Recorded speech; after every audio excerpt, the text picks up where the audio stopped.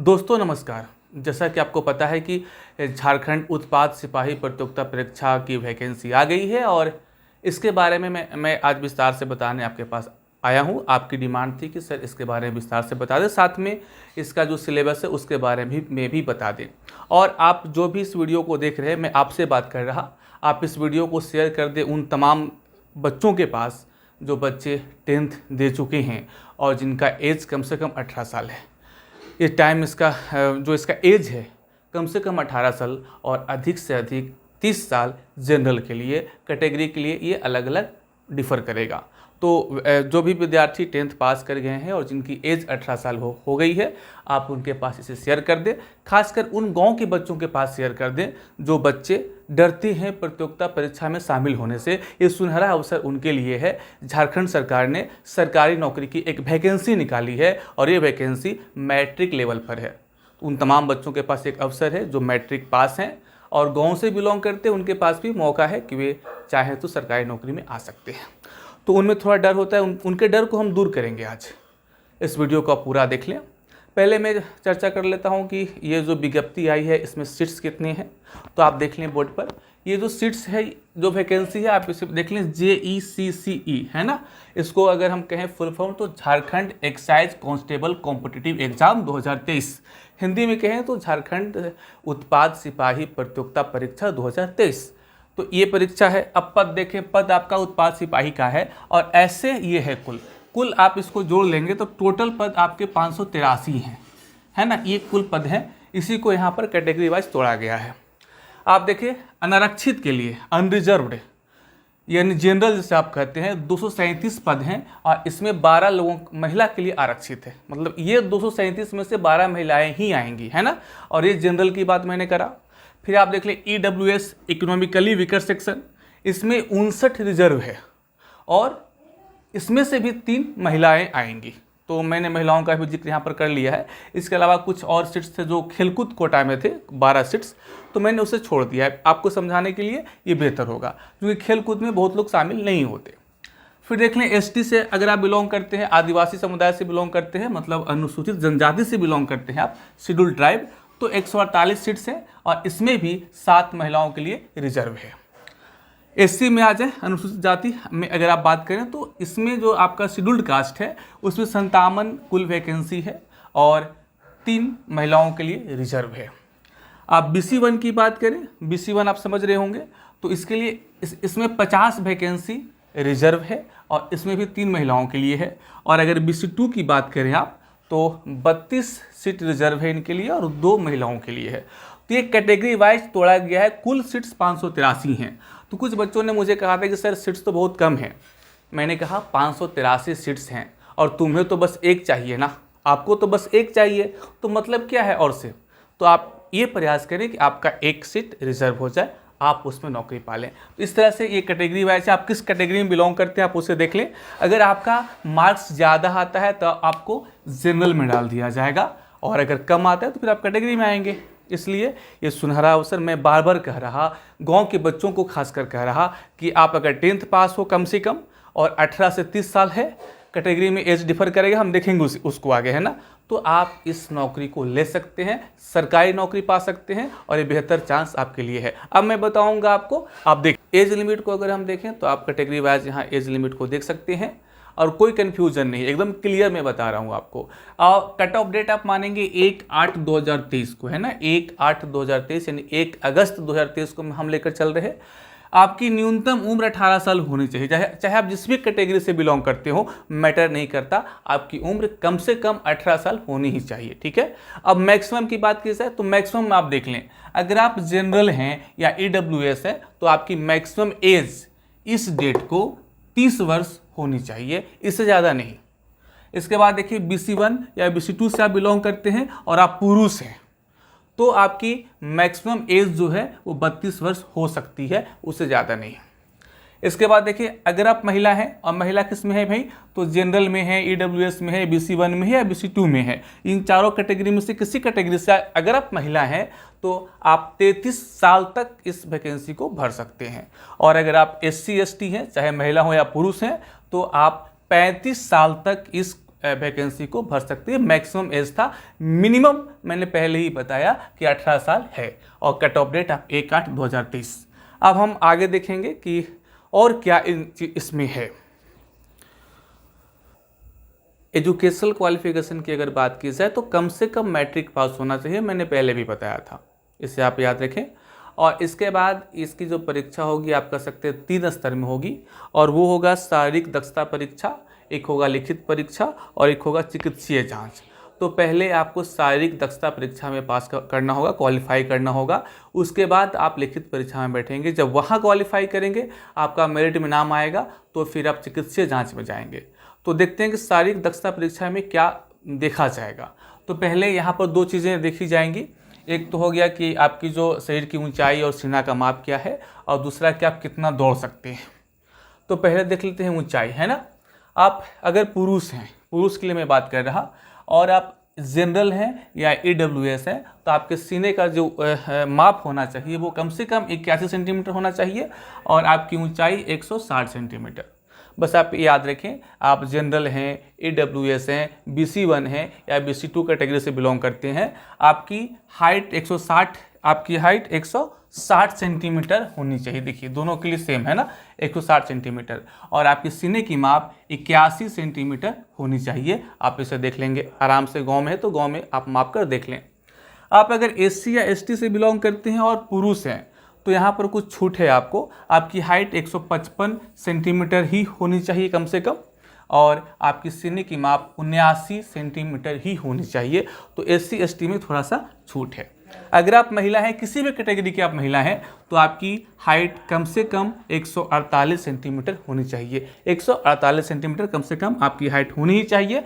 और महिला केस में ये जो आपका सीना वाला है वो माप नहीं किया जाएगा। तो ये आपका शारीरिक दक्षता आप कर सकते हैं। इसके बाद देखिए, फिर आपको दौड़ में शामिल होना होगा। अगर आप पुरुष हैं तो आपको 60 मिनट यानी 1 घंटे में 10 किलोमीटर दौड़ना होगा, ठीक है, जो बहुत टफ नहीं होता। आप प्रैक्टिस करेंगे तो 1 महीने में आराम से दौड़ जाएंगे 60 मिनट में 10 किलोमीटर। और अगर आप महिला हैं तो आपको 40 मिनट में 5 किलोमीटर चलना ही होगा, दौड़ना होगा। तो आप गांव से बिलोंग करते हो, टाउन से, मैटर नहीं करता। आप थोड़ा सा प्रैक्टिस करेंगे, 1 महीने के प्रैक्टिस में आप आराम से कर सकते हैं।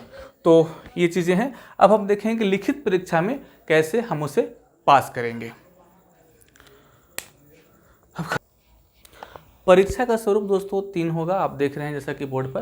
पहला होगा शारीरिक दक्षता परीक्षा, और मैंने अभी बताया आपको कि आपको दौड़ना है और आपके शरीर की माप की जाएगी। अगर उसमें आप क्वालिफाई करते हैं, सिर्फ क्वालिफाई करना है, तो आप लिखित परीक्षा दे सकते हैं।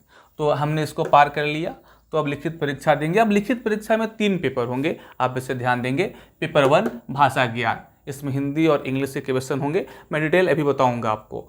और इसे सिर्फ क्वालिफाई करना है, मतलब 30% मार्क्स आपको कम से कम स्कोर करना है। आप अगर ये स्कोर करेंगे तो आपकी आगे का जारी होगा रिजल्ट या कॉपी जांच होगी।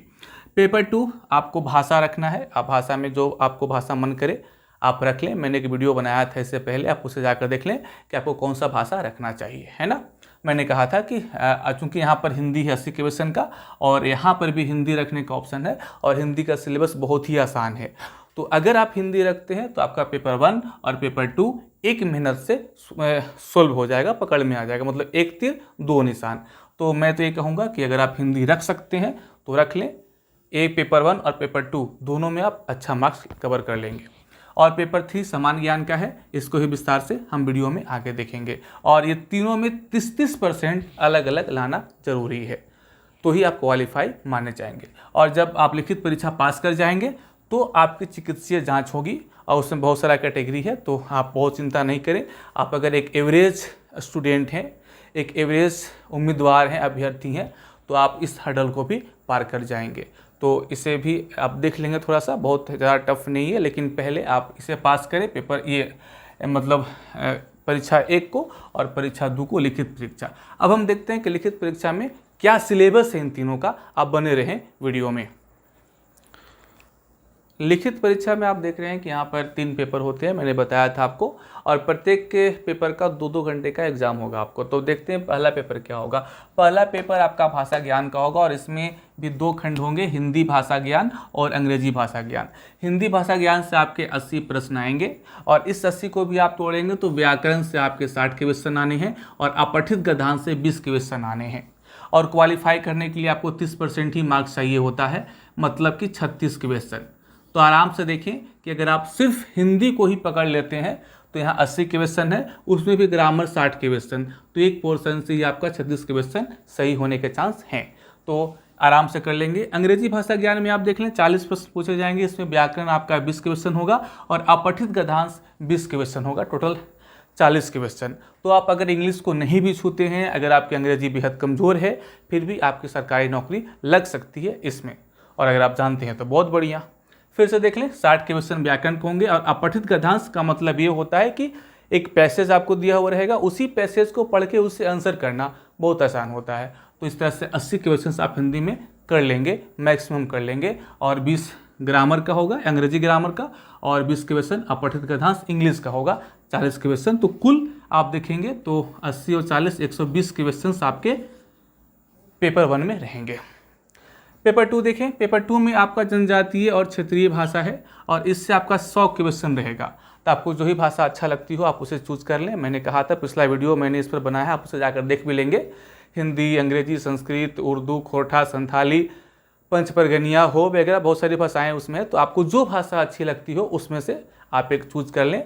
मैंने कहा था कि हिंदी को चूज करेंगे तो आपका पेपर 1 और पेपर 2 दोनों में बेहतर नंबर उठ जाएंगे, बेहतर मार्क्स कवर होने के चांस है और मेहनत सेम लगना है, इसलिए मैंने हिंदी पर जोर दिया था। ऐसे आपकी मर्जी, आपको जो भी भाषा अच्छी लगती हो आप चूज कर लें।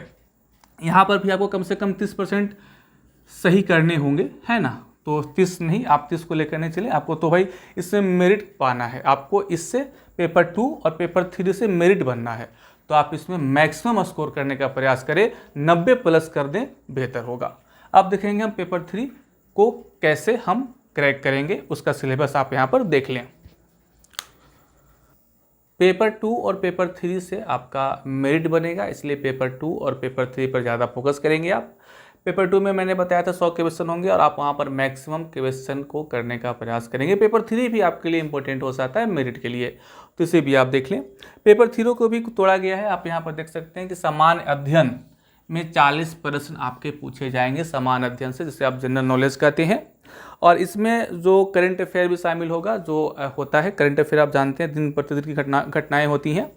साथ में समसामयिक विषय, राष्ट्रीय एवं राज्य स्तरीय पुरस्कार, भारतीय भाषाएं, पुस्तक, लिपि, राजधानी, मुद्रा, खेल खिलाड़ी और महत्वपूर्ण घटनाएं, भारत का इतिहास, संस्कृति, भूगोल, पर्यावरण, स्वतंत्रता आंदोलन, भारतीय कृषि तथा प्राकृतिक संसाधनों की प्रमुख विशेषताएं एवं भारत का संविधान एवं राज्य व्यवस्था, पंचायती राज, सामुदायिक विकास, झारखंड राज्य की समान जानकारी भी इसमें इंक्लूड रहेगी। तो 40 प्रश्न आपके समान अध्ययन के होंगे, यानी आप यहाँ पर मान लें कि 3 से 5 क्वेश्चन इस 40 में झारखंड का भी घुसा रहेगा। तो 35 से 38 प्रश्न ही आपके बाहर के होंगे और ये भी आप कर सकते हैं, करना ही चाहिए। क्या सिलेबस है मैंने आपको बता दिया। फिर आप देखें, झारखंड से संबंधित ज्ञान से 50 प्रश्न रहेंगे और ये महत्वपूर्ण सेक्शन हो जाता है आपके लिए, क्योंकि झारखंड से आप बिलोंग करते हैं, झारखंड में आपको नौकरी करनी है और 50 क्वेश्चन झारखंड से। तो अगर आप झारखंड पोर्शन को सही से पकड़ लें तो ये 50 क्वेश्चन आराम से आप कर सकते हैं। इसमें आप देखिए 50 क्वेश्चन में क्या क्या शामिल है। तो झारखंड राज्य का भूगोल, इतिहास, सभ्यता, संस्कृति, भाषा साहित्य, स्थान, खान खनिज, उद्योग, राष्ट्रीय आंदोलन में झारखंड का योगदान, झारखंड की विकास योजनाएं और झारखंड की खेल खिलाड़ी, ये शामिल हैं इसमें। तो ये आराम से आप कर लेंगे। समान विज्ञान की बात करें तो 20 प्रश्न यहाँ से होंगे। तो जनरल साइंस का एक आपका सेक्शन है और बहुत टफ नहीं होगा। आप लेकर चलें कि मैट्रिक लेवल का एग्जाम है तो मैट्रिक तक 10वीं तक के जो किताब में शामिल है और जो जनरल यूज में है वो 20 क्वेश्चन यहाँ हो सकते हैं। और सामान्य गणित से आपके 10 प्रश्न होंगे और चूंकि 10 प्रश्न ही है तो ये भी बहुत ज़्यादा टफ है नहीं, और 10th क्लास के लेवल का ही ये क्वेश्चन होगा। 10 क्वेश्चन मैथ का बहुत टफ नहीं हो पाएगा। तो कुल 120 प्रश्न का आपका एग्जाम होगा और यहाँ से आपको मेरिट बनाना है। और भाषा विज्ञान से, भाषा जो आपका पेपर 2 है वहाँ से उसका 100 और इसका 120, यानी 220 क्वेश्चन से आपका मेरिट बनेगा। और आपको पता है कि आप सही करेंगे तो आपको +3 मार्क्स मिलेंगे और अगर गलत करेंगे तो -1। ये मार्किंग सिस्टम होगा। अगर आप एक क्वेश्चन सही करते हैं तो आपको 3 अंक दिए जाएंगे, अगर आप गलत करते हैं तो -1 दिया जाएगा, आप अगर नहीं कलर करते हैं तो 0 मिलेगा, मतलब कुछ नहीं मिलेगा। और ये OMR आधारित परीक्षा होगी, मतलब कि आपको रंगने के लिए एक शीट दिया जाएगा, आपको कलर करना है 4 में से 1, आप जानते होंगे ऐसा। तो ये परीक्षा का प्रारूप था आपका। मैं फिर से एक बार बता दूंगा आपको कि ये जो सामान्य ज्ञान का पोर्शन है ना, इसमें आप झारखंड कर लेंगे तो मैक्सिमम 50 यहाँ, और यहाँ भी 3 से 5 क्वेश्चन यहाँ भी रहेगा झारखंड का घुसा हुआ, यानी करीब 53 से 55 प्रश्न झारखंड से होंगे आउट ऑफ 120। तो बहुत बड़ा पोर्शन झारखंड का हो जाता है। फिर समान विज्ञान आप आराम से पकड़ लेंगे और समान गणित भी आराम से पकड़ लेंगे। रीजनिंग इसमें नहीं है और इंग्लिश भी नहीं है। तो अगर आप इंग्लिश में कमज़ोर हैं या रीजनिंग में आपको दिक्कत होती है या फिर मैथ भी आपका बहुत अच्छा नहीं है, तो भी आप सरकारी नौकरी प्राप्त कर सकते हैं इस वैकेंसी के जरिए। तो इन तमाम पोर्शन को आप ध्यान से देख लें, वीडियो को फिर से देख लें, और तमाम उन दोस्तों से मेरा रिक्वेस्ट होगा जो वीडियो देख रहे हैं, आप कम से कम 2, 4, 5 गांव के बच्चों के पास इसे सेंड करें जो 10th क्लास में हैं और सरकारी नौकरी की ख्वाब देखते हैं। मैं प्रयास करूंगा कि आपके लिए एक स्कोर डिज़ाइन करूं और एक कोर्स डिज़ाइन करूं, और वो कोर्स आपके लिए बहुत सस्ती हो और अच्छी हो, आपको पढ़ने में आसानी हो, और आप घर बैठे, अगर आप गांव में भी हैं तो आप मेरे यूट्यूब चैनल से जुड़े रहें, आप घर बैठे भी इस एग्ज़ाम की तैयारी कर सकते हैं और सरकारी नौकरी प्राप्त करने का सपना जो आपने देखा था उसे पूरी कर सकती हैं। तो बस आप फॉर्म को फिल कर दें। फॉर्म फिल करने का समय 1 जून से 30 जून तक है, 1 जून से लेकर 30 जून तक, तो पूरा समय आपके पास है। आप पहले ही फॉर्म फिल कर दें, फर्स्ट वीक में ही फॉर्म फिल कर दें और अपनी पढ़ाई शुरू कर दें ईमानदारी से। यकीन माने आपके पास सरकारी नौकरी होगी। मिलते हैं अगले वीडियो में, अपना ख्याल रखिएगा। धन्यवाद।